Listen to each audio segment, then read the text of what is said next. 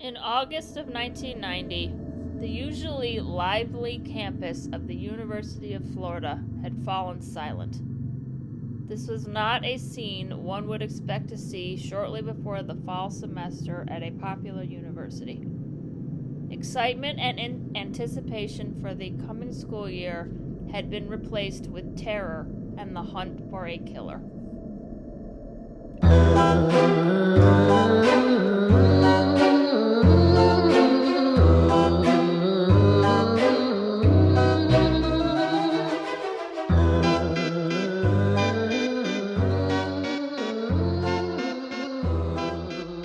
Hello everyone, my name is Lisa and welcome to Lisa Explains It All, a true crime, mystery, and art history podcast.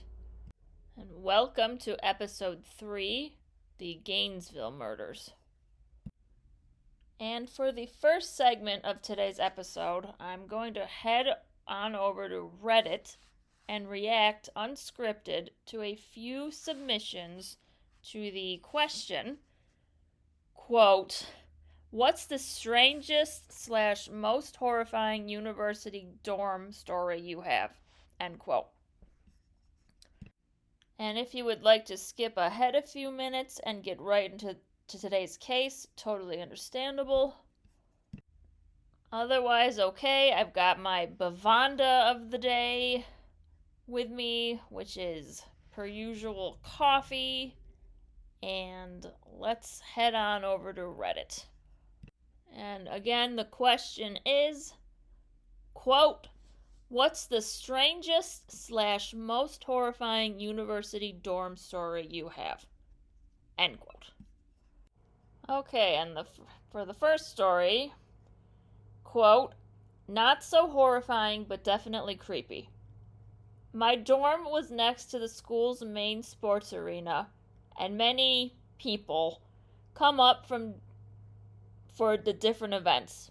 One very drunk, middle-aged sports fan somehow tailed a student into the dorms, proceeded to stumble his way up to the 3rd floor, opened the door right across from me, and tucked himself nicely into bed.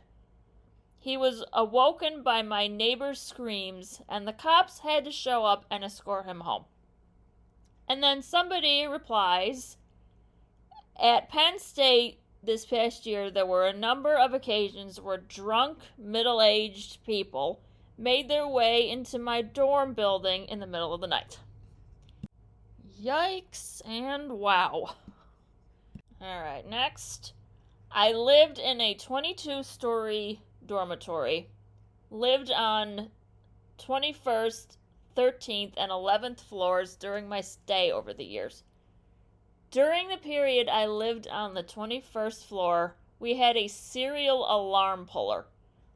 Middle of the winter, middle of the night, sometimes middle of the week.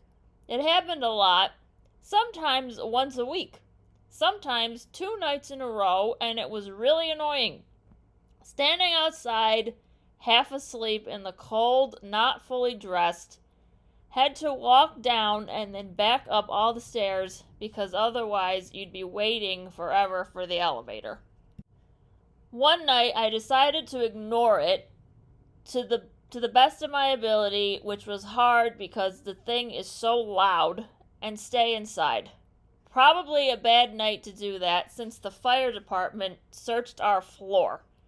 I slid frantically under my bed, getting some hair caught on the bed springs and just ripping it loose. Whoa. Ew. Ugh. Pressed my ear to the ground. I could hear the doors down the hall opening and closing. Felt like forever. Could hear my heart pounding. Finally, they came in my room, searched, and almost walked out when I hear one of them say, 'Did you check under the bed?' Ugh. They flashlighted and didn't see me, I guess, because of all the crap I had around me. I just went out with everyone else after that one." Alright, and lastly, night before Halloween, freshman year. I'm hanging out in my dorm room alone with the door to my room propped open in a feeble attempt to be more, quote, social. I feel that. Okay. It's about midnight, and I'm rummaging around in my closet, trying to find a snack or something, when I think I hear a soft knock at my door. I walk out to the middle of my room to investigate, but don't see anyone in the dimly lit hallway. However, after staring out my door for a few seconds, I notice a shadow moving slightly across the floor just outside. "Hello?" I call out as I walk to my door, when slowly a man dressed like one of the Saw dolls appears in the doorway. All I could manage was a quiet OMG before I slammed the door shut in his face and locked the deadbolt. Okay, and thank you again, Reddit. We have questions and they have answers. And if I ever saw Jigsaw appear in the hallway anywhere, I would have to run out of wherever I was so fast. Ugh, gosh. All right, and now back to this week's case, the Gainesville Murders. And all of the sources that I used for today's episode are in the show notes. And the first two murders in this case occurred on August 24th, 1990. The victims' names are 17-year-old Christina Powell and 18-year-old Sonia Larson. Christina Powell was the youngest of 7 and the first in her family to go to college. Sonia Larson was described as the all-American girl who wanted to be an elementary school teacher. The two freshmen had become friends during the previous summer and decided to become roommates during the upcoming school year. And they were going to be living in off-campus housing in the Williamsburg apartments.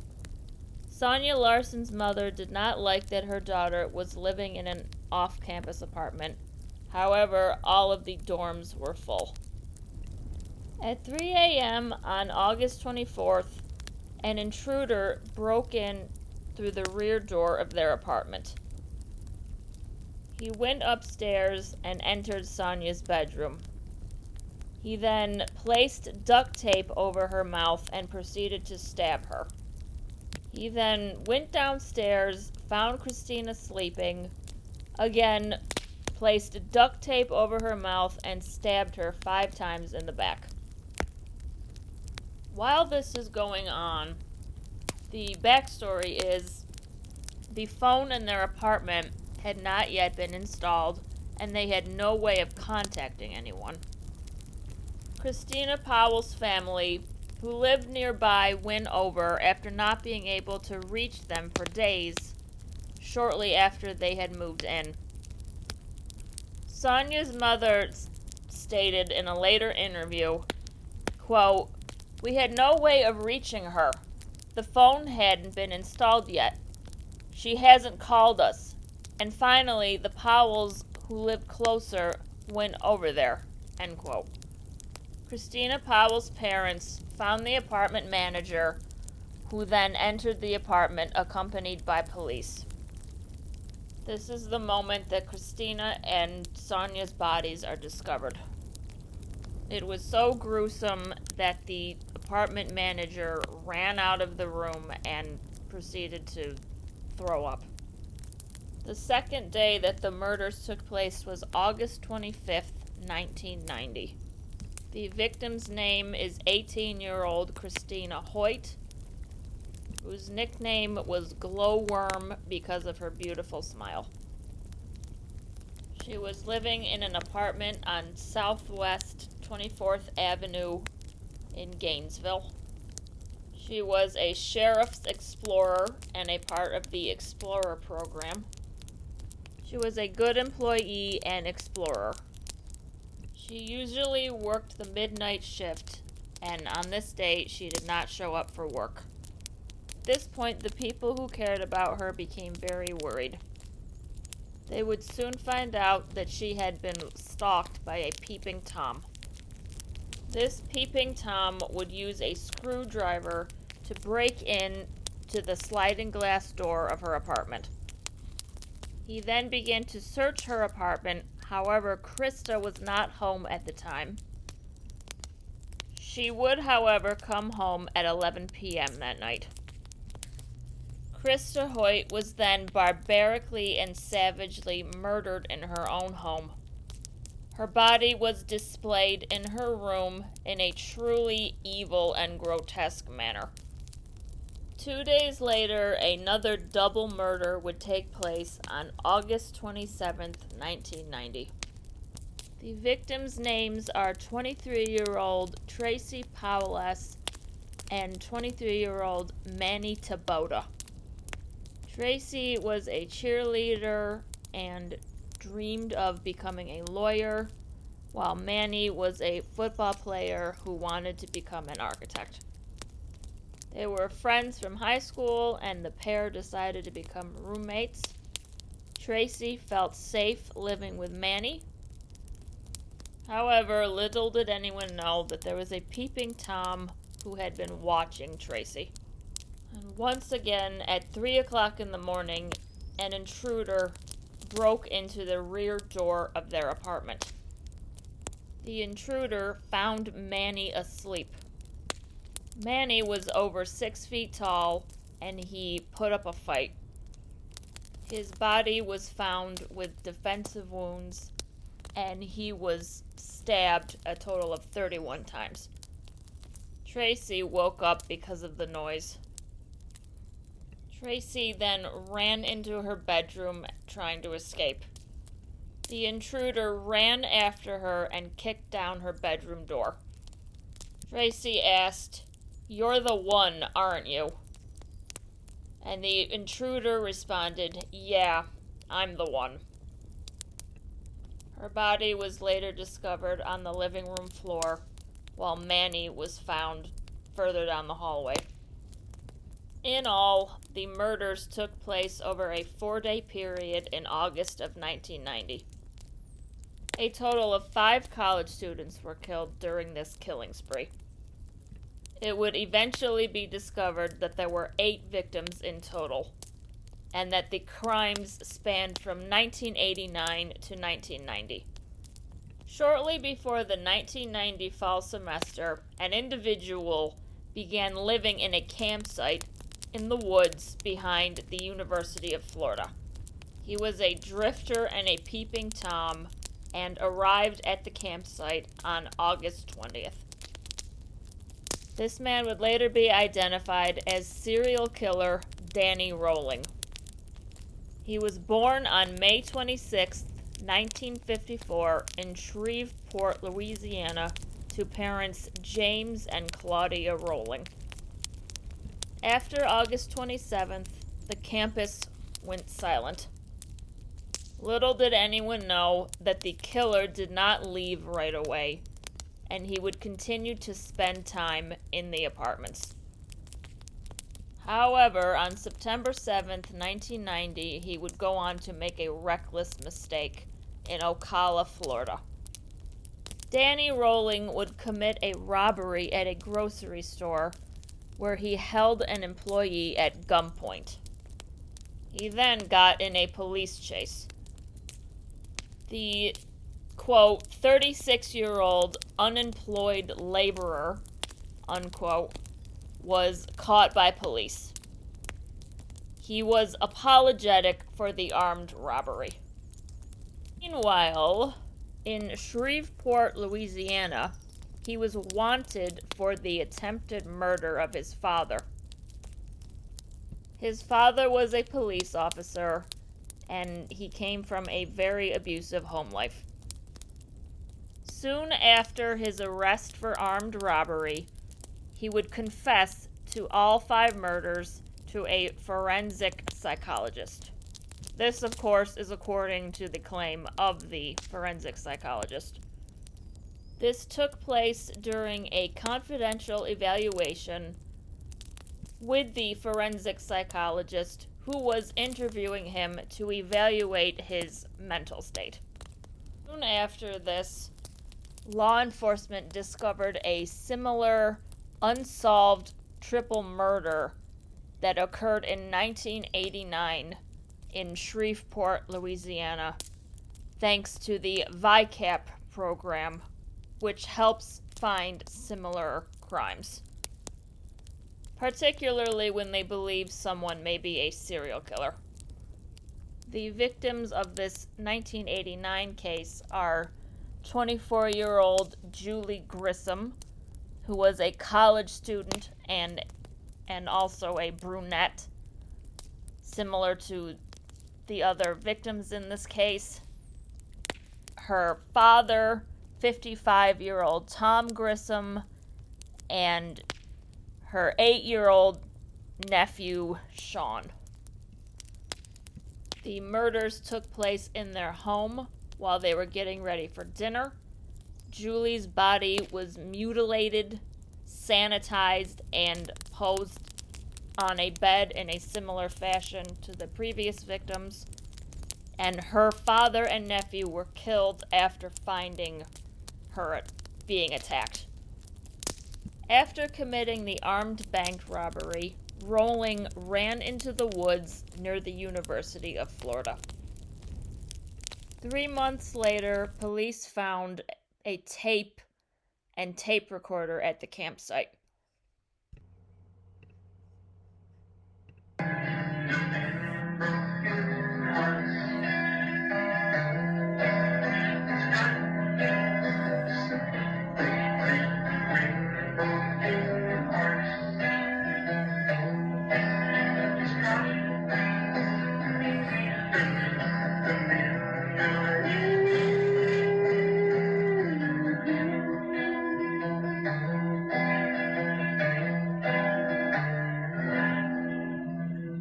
Can I hear myself? I can hear myself. Wow. Well,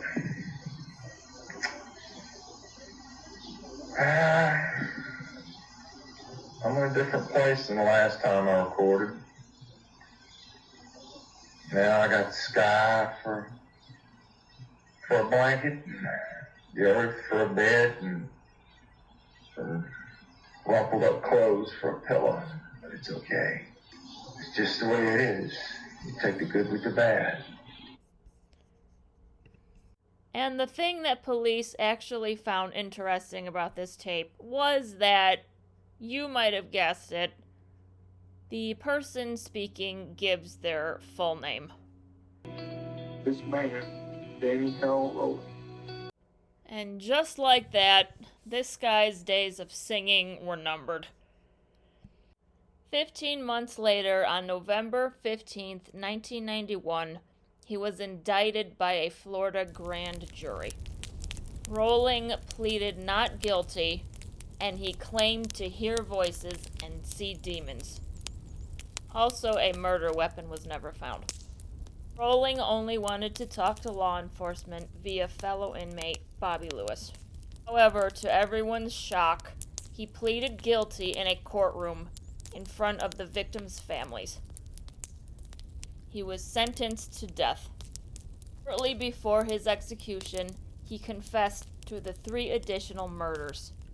He did so by handing a written letter to his spiritual advisor, which read, quote, "I and I alone am guilty. It was my hand that took those precious lights out of this old dark world. With all my heart and soul, would I could bring them back." End quote. He was executed on October 25th, 2006. Some of the victims' family members chose to attend the execution, while others did not, each for their own personal reasons and beliefs. Laurie Leahy, sister of Tracy Powless, stated prior to the execution, quote, "I'm coming. I've predicted from the start that it would be 13 years. I don't know why, but I just feel that at the 13-year mark, it will end and we'll be done with him." It's not like you can move on. It's just another step. I'm still going to ache for her. End quote. And that is the tragic and senseless tale of the Gainesville murders. And to this day, on 34th Street in Gainesville, a memorial wall stands as a permanent reminder of the lives that were lost in these senseless acts of cruelty and violence. My heart goes out to the victims and their families. And thank you everyone for listening. And this is just my little reminder at the end of the show here to take an art break. Go do something positive for your mental health, okay? Go visit a museum, take up painting, drawing, cook a nice recipe, okay, everybody? You need it, I need it, we all need it, okay? Go do something good for your mental health, okay? Again, thank you very much for listening, and have a great day.